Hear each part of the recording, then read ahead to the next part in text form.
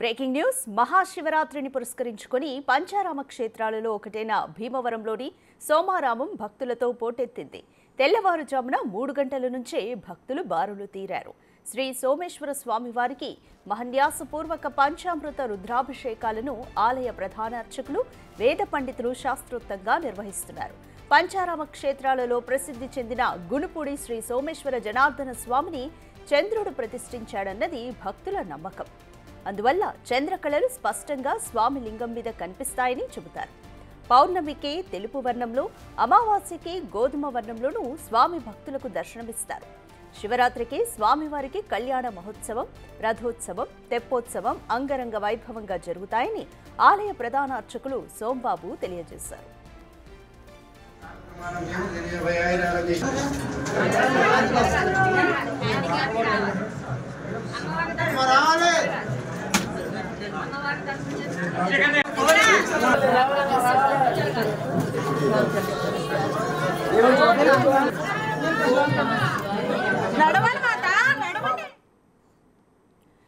శివరాత్రిని పురస్కరించుకొని పంచారామ క్షేత్రాల్లో ఒకటైన భీమవరంలోని సోమారామం భక్తులతో పోటెత్తింది. సో అక్కడ పరిస్థితి ఏ విధంగా ఉందో మోర్ డీటెయిల్స్ మా ప్రతినిధి సాగర్ అందిస్తారు. సాగర్, సోమారామం వద్ద భక్తుల తాకిడి ఏ విధంగా ఉంది? ఉదయం తెల్లవారుజామున 3 గంటల నుంచే భక్తులు బారులు తీరారు. ఎటువంటి ఏర్పాట్లు చేస్తారు ఆలయం దగ్గర? రాధిక, ఉమ్మడి పశ్చిమ గోదావరి జిల్లా వ్యాప్తంగా ఉన్న శైవ క్షేత్రాలన్నీ శివ భక్తులతో కిటకిటలాడుతున్నాయని చెప్పుకోవచ్చు. ప్రస్తుతం మనం పాలకొల్లులోని పంచారామ క్షేత్రాల్లో ఒకటైన శ్రీ క్షీర రామలింగేశ్వర స్వామి ఆలయం వద్ద ఉన్నాం. స్వామివారిని దర్శించుకోవడానికి ఉదయం నుండే భక్తులు పెద్ద ఎత్తున ఆలయం వద్దకు చేరుకున్నారు. మనం స్వామివారిని చూడొచ్చు.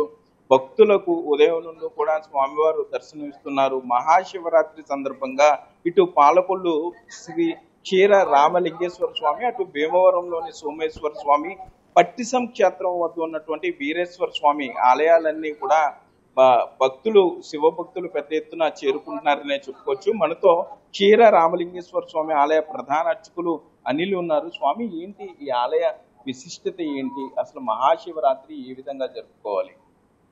శ్రీ గురుభ్యో నమః. పంచారామ క్షేత్రాల్లో శిరోభాగంగా కొలబడేటువంటి శ్రీ క్షీరారామలింగేశ్వర స్వామి దేవస్థానం. తారకాసురుడు అనేటువంటి రాక్షసులు శివుడి కోసం తపస్సు చేసి శివుడి దగ్గర ఉండేటువంటి ఆత్మలింగాన్ని వరంగా అడిగి తీసుకున్నారట. ఈ వరగర్వంచ దేవతలందరినీ కూడా విపరీతంగా బాధలు పెడుతుంటే కుమారస్వామి వారు జన్మించి తారకాసురుడితో యుద్ధం చేసి తారకాసురు హృదయంలో ఉండేటువంటి ఆత్మలింగాన్ని భిన్నం చేసి తారకాసురు సంహారం చేయడం వల్ల పంచారామాలు ఏర్పడతాయని చెప్పేసి తెలియడం జరుగుతుంది. దానితో మొట్టమొదటి శిరస్సు భాగం, స్వామివారి యొక్క శిరస్సు భాగం ఇక్కడ పడింది.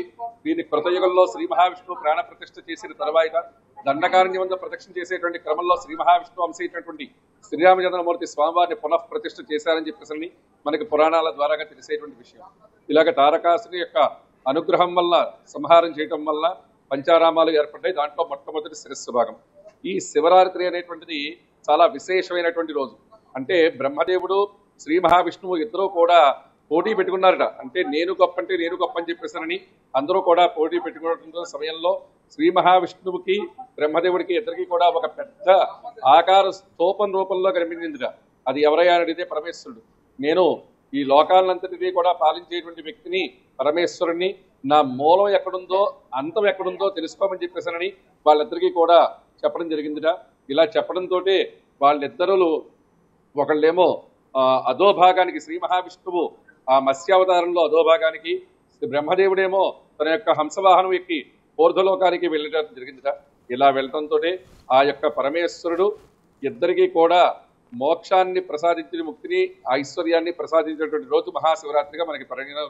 ఏంటి ఇక్కడ క్షీర రామలింగేశ్వర స్వామి మల్లన్న పాగా గురించి చాలా గొప్పగా చెప్తున్నారు. ఏంటి ఆ మల్లన్న పాగా విశిష్టత ఏంటి? ఎక్కడ నేస్తారు? అది ఏ విధంగా చూస్తారు? మనకి ఇక్కడ దగ్గర ఉండేటువంటి 5 కిలోమీటర్ల దూరంలో ఉండేటువంటి దగ్గులూరు అనేటువంటి గ్రామంలో మల్లన్న పాగాన్ని వేయటం అనేటువంటిది జరుగుతుంది. ఇది అసలు ప్రపంచం మొత్తం మీద 2 చోట్ల మాత్రమే జరుగుతుంది. మొట్టమొదట శ్రీశైలంలో ఉండేటువంటి మల్లికార్జున స్వామి వారికి, అలాగే పాలకొల్లో ఉండేటువంటి క్షీరారామలింగేశ్వర స్వామి వారికి మాత్రమే జరుగుతుంది. ఈ మల్లన్న పాగాన్ని దర్శనం చేసుకోవటం వల్ల శివదీక్ష తీసుకున్నటువంటి వ్యక్తులందరికీ కూడా ఆ దీక్ష సాఫల్యత సిద్ధం కోసం అని చెప్పేసి అనేటువంటిది జరుగుతుందని చెప్పేసి చెప్పబడుతుంది.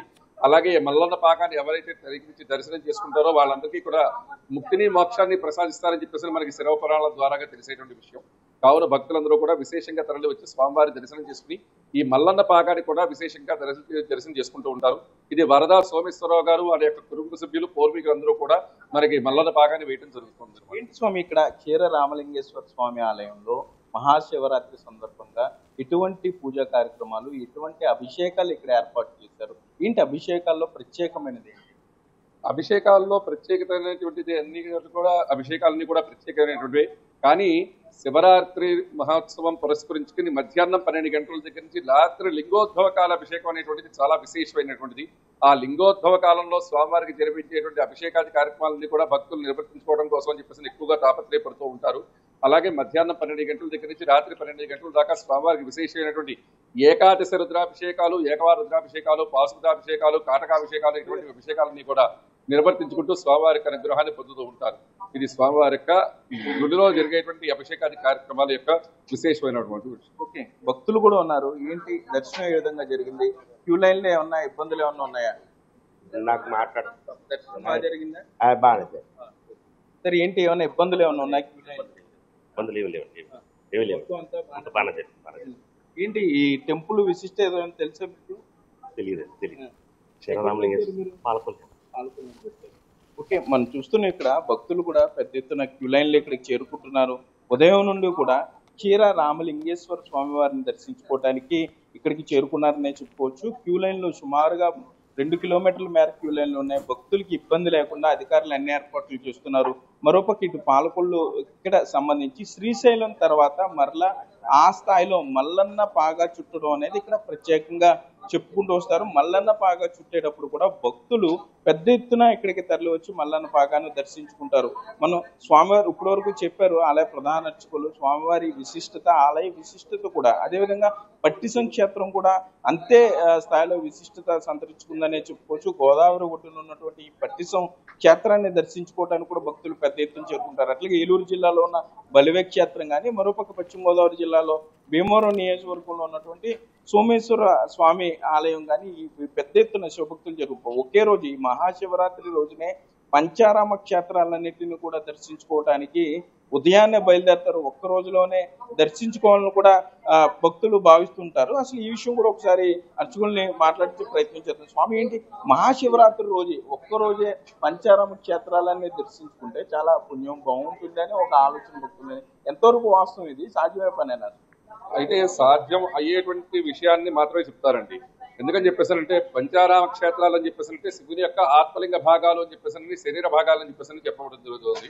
ఇక్కడ శిరస్సు భాగం స్వామివారిది, రెండవది అమరావతిలో బాహుభాగం, మూడవది ద్రాక్షారామంలో ముండె భాగం, నాలుగవది భీమవరంలో ఉదర భాగం, ఐదవది సామర్లకోటలో పాదభాగం. ఇలాగ దర్శనం చేసుకోవాలని చెప్పేసానంటే అవకాశం కుదరదు. కాబట్టి ఎవరైతే దూరం నుంచి ప్రాంతాల్లో ఉండేటువంటి వ్యక్తులు ఎవరైతే ఉంటారో వాళ్ళు దూరంగా ఉండేటువంటి స్వామివారి దర్శనం చేసుకుని వస్తూ ఉంటారు.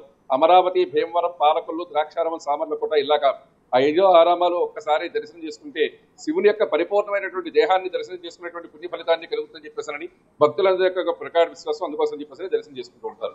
మల్లన్న పాగా చుట్టడం అంటే అసలు ఎక్కడి నుండి ఎక్కడ చుట్టారు? ఎంత పొడవు ఉంటుంది? అది ఏంటి? ఎట్లా నేయటం? అది ఎట్లా? ఇది 360 రోజులు 360 గజాలు స్వామివారికి నేయటం జరుగుతుందండి. అలాగే ఈ మల్లన్న పాగాన్ని స్వామివారి యొక్క విమాన గోపురమైనటువంటి స్వామివారి యొక్క గర్భాలయానికి పైన ఉండేటువంటిది విమాన గోపురం. ఆ విమాన గోపురం దగ్గర నుంచి బయట కనిపించేటువంటి గాలి గోపురం రాజగోపురం అంటారు.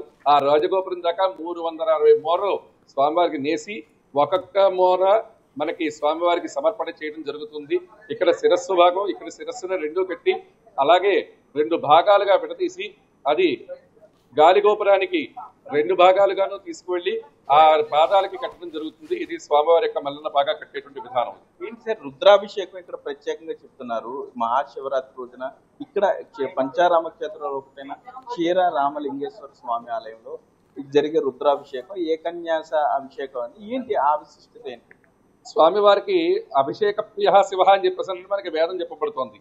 అందుకోసం చెప్పేసి శివుడికి ఎంతసేపు కూడా గరళ కంఠుడు అంటే స్వామివారి కంఠంలో ఆ యొక్క గరళం ఉండటం చేత ఆయన ఆ గరళాన్ని ఉపశమనం చెందడం కోసం అని చెప్పేసానని అభిషేకం చేస్తే ఆయన ఉపశమనం చెందుతాడు అని చెప్పేసి అనేటువంటిది మనకి పురాణాల ద్వారాగా తెలిసేటువంటి విషయం. అందుకోసం అని చెప్పేసి స్వామివారికి విశేషమైనటువంటి అభిషేకాది కార్యక్రమాలన్నీ కూడా భక్తి శ్రద్ధలతో భక్తులు నిర్వర్తించుకుంటూ ఉంటారు. ఇక్కడ స్వామివారికి విశేషంగా మొట్టమొదటి గణపతి పూజ చేసి అలాగే శరీరం శుద్ధి కోసం చేసుకునేటువంటి మహాన్యాసం చేసుకుని స్వామివారికి తర్వాత అభిషేకాది కార్యక్రమాలను కూడా భక్తులు నిర్వర్తించుకుంటూ ఉంటారు. ఏకాదశి రుద్రం ఏకవారం వాళ్ళ యొక్క స్తోమతని బట్టి ఓపికని బట్టి స్వామివారికి అభిషేకం చేసుకోవడం అనేటువంటిది మనకి పూర్వం నుంచి వచ్చేటువంటి సాంప్రదాయం. స్వామి ఇప్పుడు బిగ్ టీవీ లైవ్ ఇస్తుంది ఇక్కడ చీరా రామలింగేశ్వర స్వామి, మీరు చెప్పే మాటలన్నీ మా ప్రేక్షకులు కూడా వింటున్నారు. చాలా మంది గుడికి రాలేకపోవచ్చు, టీవీలో చూస్తున్నారు. సో వారు ఇంట్లో ఏ విధంగా ఈ రోజు పూజా కార్యక్రమం చేసుకుంటే మంచిది, ఏ విధంగా చేసుకుంటే వారికి పుణ్యఫలం వస్తుంది అనేది కూడా ఒకసారి భక్త మహాశులందరికీ కూడా మహాశివరాత్రి శుభాకాంక్షలు. శివరాత్రి ఉత్సవం కానీ శివరాత్రి జాగరణ చేసేటువంటి వారందరూ కూడా తెల్లవారుజాము 4 గంటలకే బ్రాహ్మీ ముహూర్తంలో లేచి స్వామివారి యొక్క అనుగ్రహం పొందడం కోసం అని చెప్పేసారని ఇవాళ మనం స్వామివారి సేవకే మాత్రమే కైంకర్యం చెందుతామని చెప్పేసినటువంటి సంకల్పంతో స్వామివారి యొక్క నామస్మరణ చేసుకుంటూ కాలకృత్యాలు తీర్చుకుని ఇంట్లో దేవతార్చన దీపారాధన కార్యక్రమాలని కూడా నిర్వర్తించుకుంటూ ఉపవాస దీక్ష చేయాలట. అంటే ఉపవాసం అని చెప్పేసారంటే శరీరానికి తగినటువంటి ఆహార పదార్థాలను తీసుకుంటూ శరీరానికి ఇబ్బంది కలగకుండా నీరసం రాకుండా జాగ్రత్తగా తీసుకుంటూ ఉండాలి.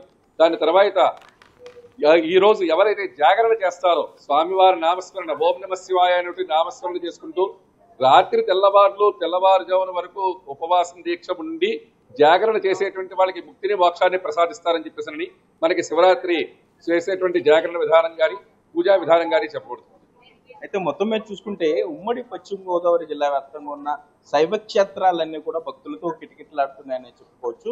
ఇటు పాలకొల్లు క్షీర రామలింగేశ్వర స్వామి ఆలయం కానీ, భీమవరం సోమేశ్వర స్వామి ఆలయం, పట్టిసం క్షేత్రంలో ఉన్నటువంటి శ్రీ భద్రకాళి సమేత వీరేశ్వర స్వామి ఆలయం, బలివేలోని శివుని దేవాలయం, ఇవన్నీ కూడా ఉదయం నుండే భక్తులతో కిటకిటలాడుతున్నాయని చెప్పుకోవచ్చు. ఇది ఇక్కడ పరిస్థితి. Radhika, thank you Sagar.